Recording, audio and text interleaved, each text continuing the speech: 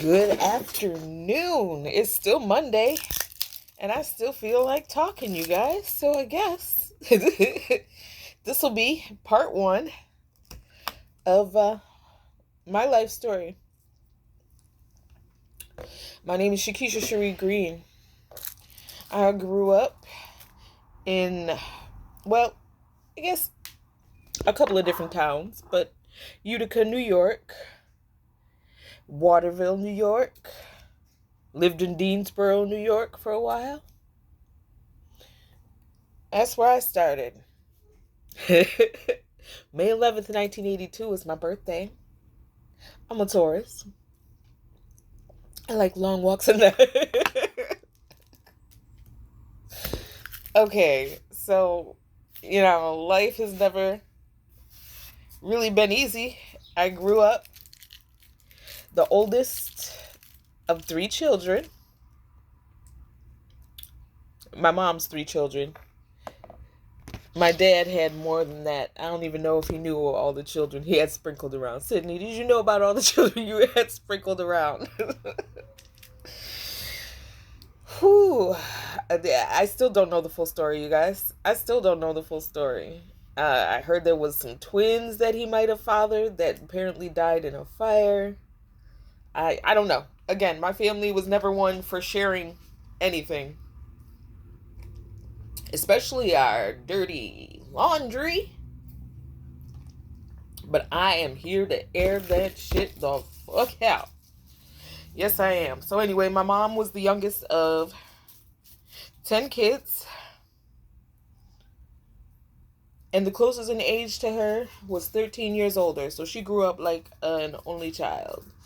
She often said later in life, she swore she was never going to do that to her kids because she hated the way it was. Because she grew up with her nieces and nephews. Matter of fact, my grandmother and my Aunt Weezy, who passed away in, what year was it, Aunt Weez? Was it 94? Or was it 96? She passed away in the 90s. Due to cancer. One of our family's generational curses. We got too much trauma in these bones. So yeah, your body gonna start to eat itself. It's gonna start devouring itself. Because there's just too much trauma. Keisha said nope. Nope. Nope, nope, nope, nope, nope, nope, nope. Nope, not gonna do it. Not gonna do it. So, yeah. Grew up the oldest. So, I have I feel like my head is screwed on straight, and I was also given the responsibility of, you know what I mean? I had to be the most responsible at all times. I was the adult in the family. Got to worry about this one. Got to worry about that one. Why is this not here? Why is that not right? Oh, how do I fix it? How do I fix it? And I didn't even know. Again, I think, yeah, you guys. I'm on to jump around everywhere, but I'm trying to keep this fluid. Keep it fluid. Keep it chronological, woman. So anyway, let's skip ahead to my earliest memories start in kindergarten. Yeah, like I said, my mom was the youngest of 10. Closest in age was 13 years older. She grew up with her nieces and nephews. So by the time I come along, you know what I mean? The people that I'm playing with are like second and third cousins. She said she was never going to do it to her kids, and then went ahead and did it to her son.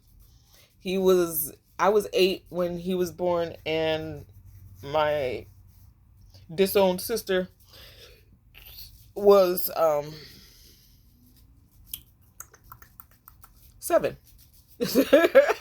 See me thinking, I'm sorry. She's 7. Yo, I can tell this is gonna be fun already, y'all. So yeah, she was 7, and then along comes my brother, and fathered by who started as, up until about, I think it was 2nd or 3rd grade, he was my Uncle Sid, married to my Aunt Alice, and fathered supposedly 3 of her kids, except Tommy, I guess the oldest, wasn't his, but he played daddy to him. And then Corey and Lisa.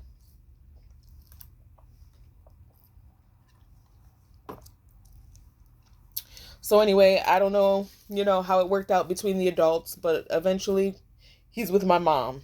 Yes, she had an affair with her sister's husband. Is one thing to be an adulterer, Ruth. Is quite another to go and pick your sister's man. Of all the married men in the world, you couldn't find another one?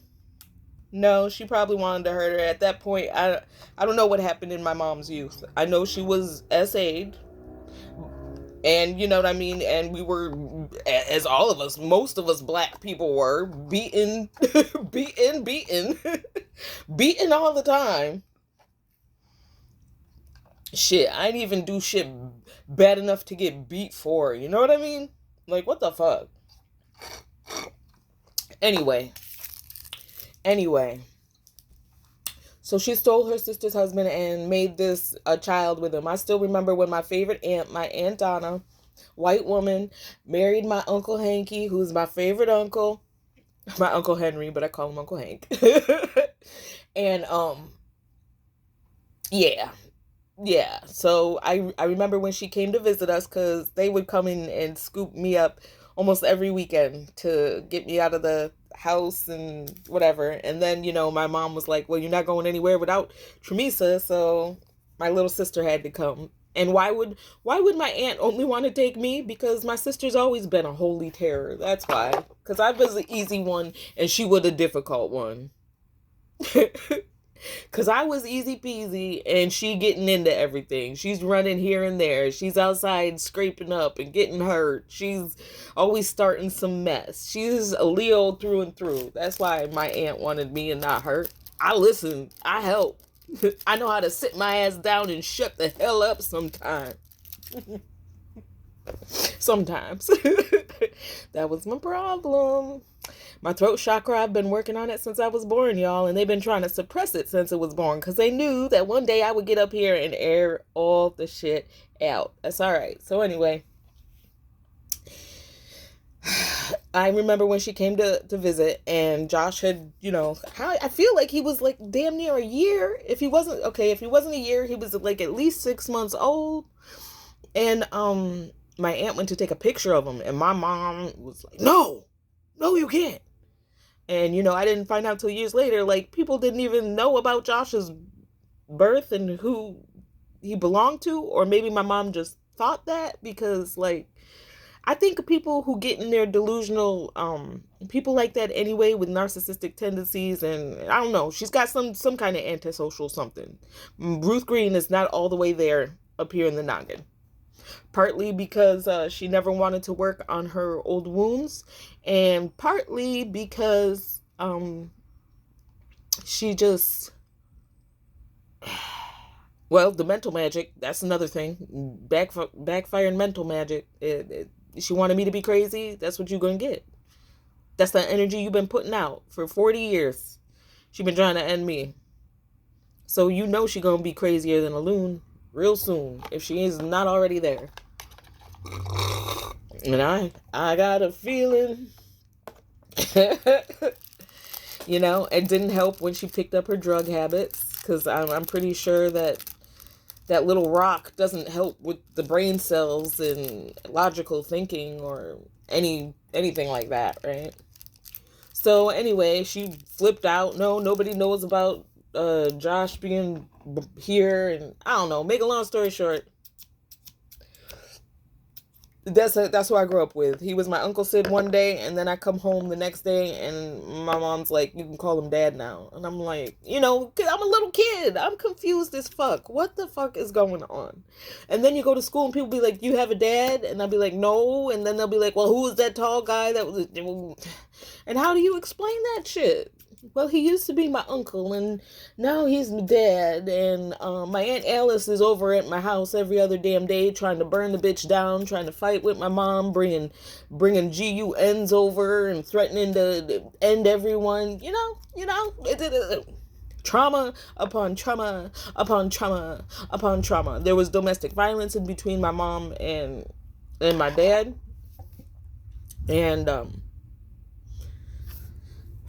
like I said, sometimes, it trickled down to us. We got beat every now and again. I really, I can probably, I didn't get beat too much because, like I said, I didn't do shit to get beat for. I didn't enjoy that shit. So I did everything in my power to not have to get one. You know what I mean? I remember I got a whooping we got a whooping one time when we used to have this rack for clothes, this red rack. Like, it was a fold out little thing. It's screwed into the wall. You screwed it into the wall, right?